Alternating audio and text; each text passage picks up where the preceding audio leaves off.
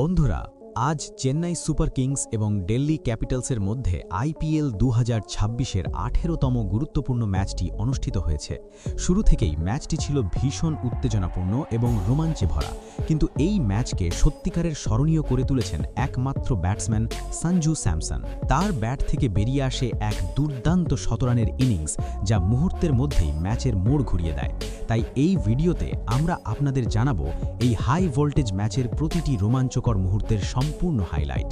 তাই ভিডিওটি শেষ পর্যন্ত অবশ্যই দেখবেন। আর যদি আপনারাও সঞ্জু স্যামসনের বড় ভক্ত হন, তাহলে ভিডিওটিতে অবশ্যই একটি লাইক দিতে ভুলবেন না। বন্ধুরা, ম্যাচের শুরুতে টস জিতে দিল্লি ক্যাপিটালস প্রথমে বোলিং করার সিদ্ধান্ত নেয় এবং ব্যাটিংয়ের আমন্ত্রণ জানায় চেন্নাই সুপার কিংসকে। চেন্নাইয়ের হয়ে ওপেনিং করতে মাঠে নামেন সঞ্জু স্যামসন এবং ঋতুরাজ গায়কোয়াড়। শুরুতে দুজনেই বেশ সতর্কভাবে ব্যাটিং শুরু করেন। পিচের আচরণ বুঝে ধীরে ধীরে ইনিংস গড়ে তোলার চেষ্টা করেন তারা।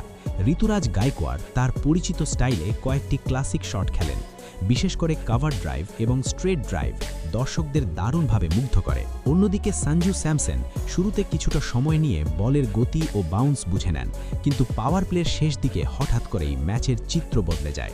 সঞ্জু স্যামসন যেন নিজের আসল রূপে ফিরে আসেন। তিনি গিয়ার বদলে দিলেন এবং দিল্লির বোলারদের ওপর আক্রমণ শুরু করলেন।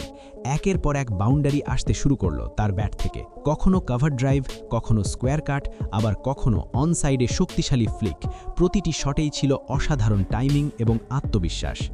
এক ওভারে তিনি পরপর কয়েকটি চার মেরে ম্যাচের গতি পুরোপুরি চেন্নাইয়ের দিকে ঘুরিয়ে দেন।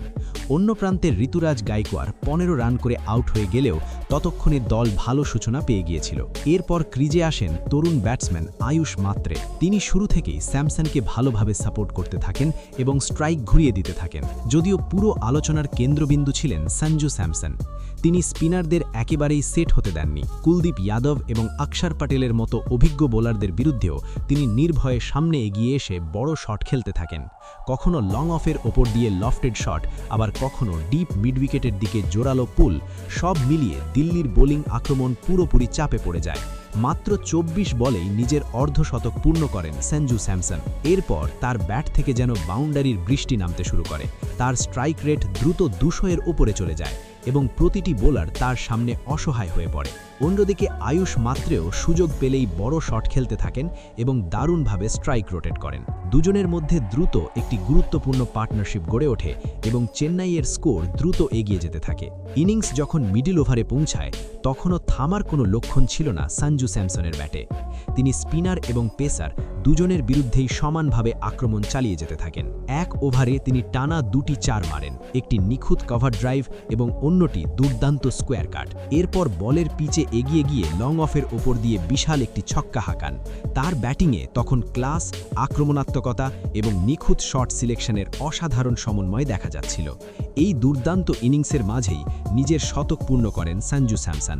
মাত্র 50-এর কিছু বলেই আসে সেই দুর্দান্ত শতরান। শতক পূর্ণ হওয়ার সঙ্গে সঙ্গেই পুরো স্টেডিয়াম হাততালিতে গর্জে ওঠে। এটি ছিল এক ক্লাসিক টি-20 ইনিংসের নিখুঁত উদাহরণ। যদিও অন্যদিকে আয়ুষ মাত্রে 36 বলে 59 রান করে রান আউট হয়ে যান, কিন্তু তার এই ইনিংসটিও ছিল অত্যন্ত গুরুত্বপূর্ণ, কারণ তিনি স্যামসনের সঙ্গে শতাধিক রানের দুর্দান্ত পার্টনারশিপ গড়ে ম্যাচের ভিত শক্ত করে দেন। ডেথ ওভারে এসে ক্রিজে যোগ দেন শিবম দুবে, যিনি বড় শট খেলার জন্য পরিচিত। তখন পরিষ্কার হয়ে যায় যে চেন্নাই সুপার কিংস এখান থেকে বিশাল একটি স্কোর গড়ার দিকে এগিয়ে যাচ্ছে। অন্যদিকে স্যামসন তখনও নিজের আগ্রাসী ব্যাটিং চালিয়ে যাচ্ছিলেন এবং দিল্লির বোলারদের ওপর চাপ বাড়িয়ে দিচ্ছিলেন। শেষ পর্যন্ত সঞ্জু স্যামসন 56 বলে 115 রানের অসাধারণ এক ইনিংস খেলেন। তার এই দুর্দান্ত ইনিংসে ছিল 15টি চমৎকার চার এবং 4টি বিশাল ছক্কা। পুরো ইনিংস জুড়ে তার ব্যাটিংয়ে দেখা গেছে নিখুঁত টাইমিং, দুর্দান্ত শট সিলেকশন এবং আত্মবিশ্বাসে ভরা আক্রমণাত্মক মানসিকতা। শুরুতে ধৈর্য ধরে ইনিংস গড়ে তোলা, তারপর ধীরে ধীরে গতি বাড়ানো এবং শেষে ঝড়ো ব্যাটিং, সব মিলিয়ে এটি ছিল একটি সম্পূর্ণ টি-20 মাস্টার ক্লাস। তার এই ঝড়ো শতকের সুবাদে চেন্নাই সুপার কিংস ম্যাচের শক্ত অবস্থান তৈরি করেছিল এবং দিল্লি ক্যাপিটালসের বোলারদের পুরোপুরি চাপে ফেলে দিয়েছিল। বন্ধুরা, আপনাদের সঞ্জু স্যামসনের দাপটে 115 বিধ্বংসী ইনিংস কেমন লেগেছে নিচে কমেন্ট করে জানাতে ভুলবেন না।